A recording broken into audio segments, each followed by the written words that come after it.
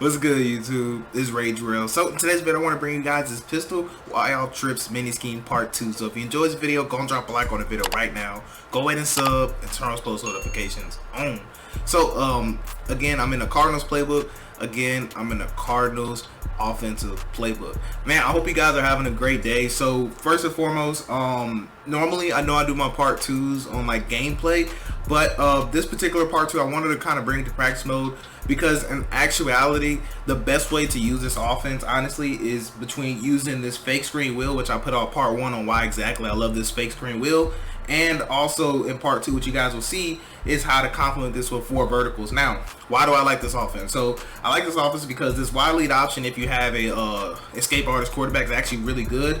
And also stretch alert, lookie, and dive alert smoke are really fun to run. So the dive alert smoke, you can throw that screen versus pretty much any zone coverage, and the stretch alert lookies, it all depends on what formation they're running. Now the counter alert smoke is actually pretty good depending on what they're running. Now the bubble screen is not that good, as you guys seen. I did all that in part 1, but anyways, basically how I like to use the passing plays, I love what I showed y'all with part 1 with the fake screen wheel. Now in part 2 you'll see 4 verticals, of course. Now strong flood is good stock, so that's why I'm not going to touch on it. Just like curls is good stock, because that'll be, you know, your double Mabel style coverages. So you can use this scheme right. It's honestly really good. So let's talk about 4 verticals here. Now for defense, what we're going to do is we're going to go and go against the dollar. I'm just doing that just so we can have, you know, athletic people out there. Now I put garbage defensive line so I can have a little bit of time, but you know, we have athletic safeties at middle linebacker, and we do have 2 good slot corners, and of course we're going to have nothing but speed and skill on the outside. So let me show you guys against cover 4, drop, cover 3, cover 2, and of course man coverage. So let's go in and get started. So we're going to talk about cover 3. Now as far as the setup goes, it's pretty much a universal setup unless we're talking about man coverage. But what I love to do is actually take this guy right here, motion him across, and you want to go ahead and take him, put him on a hitch. Now I love running this to my 3 receivers to the wide side, but I'm gonna show you, you can also run this play to the with your 3 receivers to the short side. You can tell right there X is gonna do a great job of getting open, and also that running back route is gonna do a great job as well. So now the reason I like this play is because this hitch route, you want to make sure you snap the ball when he's at the numbers. So if you snap it when he's at the numbers, what's going to happen is any outside zone is actually going to come up and play it. So notice how this purple's right here. Notice how he's kind of getting back, and then he actually comes up to respect this route, and you can tell it's still open. So a lot of times the user's going to have to use it at right there, especially in cover 3, cover 4 drop style defenses. That'll be open, and also this route right here is going to push back any of those deep zones, and that's what's going to allow, well, these 2 routes are going to push back any of those deep zones, and that's what's going to allow this dot right here to get pretty much wide open, which is why I said I really love this. And also the running back route is really nice too. I mean, it's, you know, the typical 4 vertical running back route, it's already nice, you know, so you can actually hit this throw route somewhere up in here sometimes. It all depends on who they're using, to be honest with you. It just, of course, you know, is a nice little check down option if you want it. So that's exactly how I love to have this little high-low concept right there.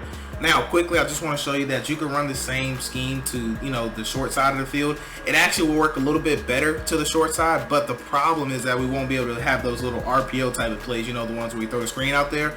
So that's why I typically don't run this to the short side of the field, but I just want to show you real quick that we definitely can. So I'm gonna spy this guy right here, just so I can actually drift out of the pocket that way. But we're just going to motion him over and put him on a hitch. That's literally all we're doing. And you want to wait for him to get a little bit out there, then you want to snap it right about there, and then notice what's going to happen now. He's going to come up, and then look how far he actually came. Have you guys seen that? So that's immediately a way you can tell if they're zone dropping or not. So if for some reason you're trying to throw X and they keep giving you like an out of bounds animation, if you're on like this hash mark, then just go ahead and run the ball, and then, you know, move the ball to this hash mark, because what's going to happen is that no matter what, this route is going to climb over every single zone drop. You can tell how deep it is, and this is what I'm telling you guys. Look, so look at this zone. Notice how he's going to come up and just completely forget about this guy right here. Now if they're playing some type of weird style of cover 3, or they're using a middle safety in cover 3, this is the perfect play, because they have no choice but to give this up right here. And if they zone drop, that means that this guy of course will be somewhere over here. So if they zone drop, you can always grab this guy and playmaker him, or you know, depends on what's going on, because sometimes zone drops won't play like this where this guy actually comes and play it, because zone drop hook zones versus drop hook zones will play differently. So it all just depends on what they're doing. But if they're stock coverage, then you'll have that dot literally all day long. But like I said, for the rest, I might alternate, you know, between short hash or between, you know, field and hash mark. I might alternate. But typically this is where you want to run this offense at.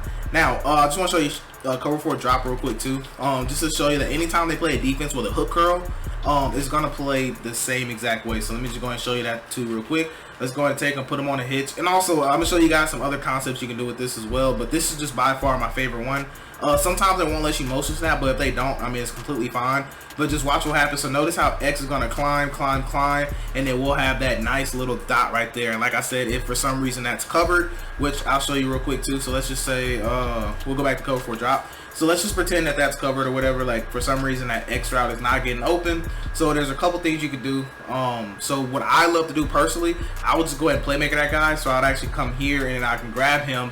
And now I can playmaker him that way, of course, you know, pick up some yards. You know, I call them garbage yards. So you could pick up those garbage yards right there, because sometimes garbage yards can turn into a big chunk of yardage. So that's exactly how I love to do that personally. Now, next coverage I want to talk about is cover 2. Now, cover 2 is a little bit different because what's going to happen is he's going to actually run that little post route. So you can tell it's an option route with R1 between a post and a streak.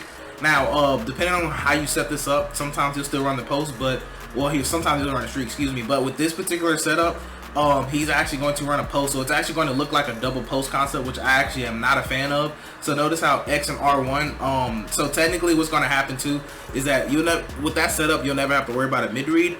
But the only problem is that a lot of times the user. So if with this particular setup, what you have to worry about is if he was the user this vertical hook right there. Yeah, this vertical hook. So if he was the user this vertical hook, well, technically it works out either way. So the mid read is going to match that first post route. So technically we can still run this concept, because look what happens. So if they are not zone dropping, then this guy right here is going to actually get sucked down, and we're going to have that throw, which is actually really unique. So if they are zone dropping, then a lot of times you can have this throw right here, right now. So notice how we can still have that throw right here, right now. So this is a route, this is a concept that you can always have. So if the user is on this side of the field, we can actually hit this throw over here. We'll take that every single day of the week.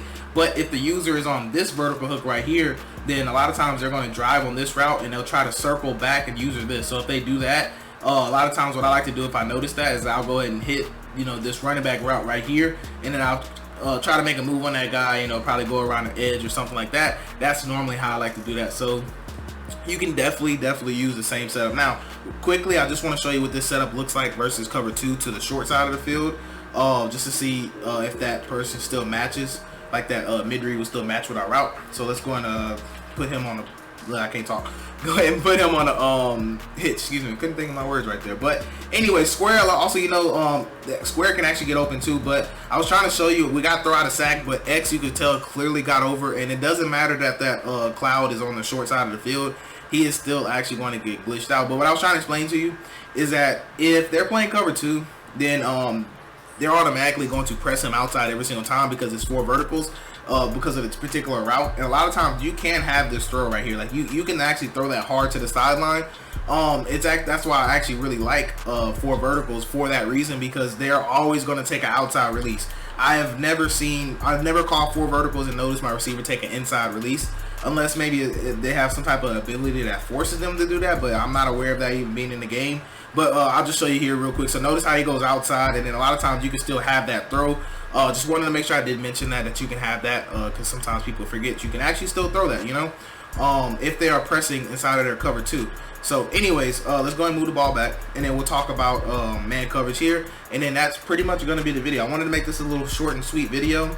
Now, man coverage, things can change a tiny bit. So if they're playing this aggressive style of man cover, let's say inside, underneath. Now, there's a couple things we can do. So versus man coverage, what I recognize with this particular setup, which this is not a good man beater setup, but if you happen to run this, R1 and X are almost going to run the same route. It's going to look like whenever they're getting pressed and everything. Hopefully I have enough time, but I figured I wasn't going to have enough time. So you guys notice that's why I spot people, because for some reason when you're on all Madden practice mode, these lines are just going to go crazy with the sheds. But of course, if they're playing that aggressive style man coverage, normally this route right here is going to cook their man. You can tell right here we did get a win animation. But what I don't like about this is that sometimes this route right here does not get good separation. And also this route right here, they run a post route every single time versus like this style of man coverage with this particular setup. They're going to run that little post route. So really, we don't really have much of a read per se. So that's why I like to switch up the concept a little bit versus man coverage. So if you're getting heavy man coverage, let's say inside underneath, what I like to do is change it up a little bit. So what I noticed, if you change up X's route, sometimes it changes whether R1 is going to run the correct route that you see or not, like the post or that deep breaking streak route basically. So what I like to do sometimes, take X, put them on a in route. Smart route is in route like this. Then I like to take squares, put him on a zig. Now I'm just putting him on a zig just to get him out the way. And I'll take circle, put him on a backside slant. Now with this particular setup, what I found is that R1 is actually going to try to split those safeties. So let me go ahead and show you that right here. So normally I like to let X go ahead and motion out a little bit. So now notice how R1 is going to climb, and notice how now we're going to be able to have that read right there. But of course that safety's there. So I really love that setup when they're starting to play purples, because we're actually going to be able to take advantage of that deeper running post route. So another thing also is spacing. So sometimes with this play you can have bad spacing. So I kind of call this bad spacing because we have somewhere where a user can actually lurk both of our routes. But to me, I'm fine with that. And you might be saying, real, why is that? Because if the user is worried about this side of the field, we're reading this side of the field, if that makes sense. So basically what we're reading is this route right here to this route. We're just basically making that little combo read. Now you don't actually have to drift that way if you don't want to. So what I would probably recommend, if you don't want to give away where you're trying to read at, you want to kind of sit in the pocket. I'm gonna spot some people, because if I don't, it's just gonna be chaos. But basically we can take X, put him on an in route. Smart route is in route. We could take square, put him on a zig or a stop route. Basically we just want him out the way.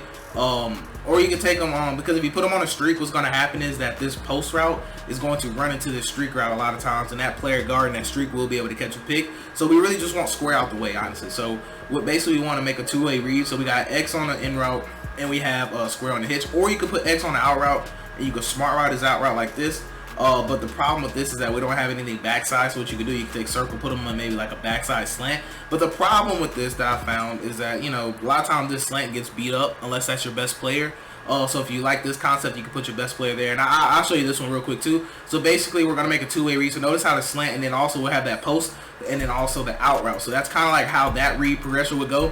But if you run that one, please understand that your outside receiver can get pressed. So sometimes that slant might not be as clean as you'd like it. So in this scenario, I put D-Hop, over here, right? Because we know D-Hop's going to be able to win on the slant. So notice how we didn't really get a huge win animation, but what we're basically doing is reading the user now. So notice we're saying, okay, if the user goes right, guess what we're going to read? We're going to read this left side right here between the slant, or we're going to read to this post route, and then we're going to have this hitch down here. So in case they put a purple that's a non-zone drop, that purple is actually going to, gravitate towards this little hitch route right here. So it's going to leave this little window open. So like I said, I love this route whenever they're not putting this deep half over here. So if they're putting like an inside third or a purple, we're going to be able to have that. And also this out route is going to do a great job normally of toasting this man coverage. So basically now notice our spacing. Notice how we have great spacing right here.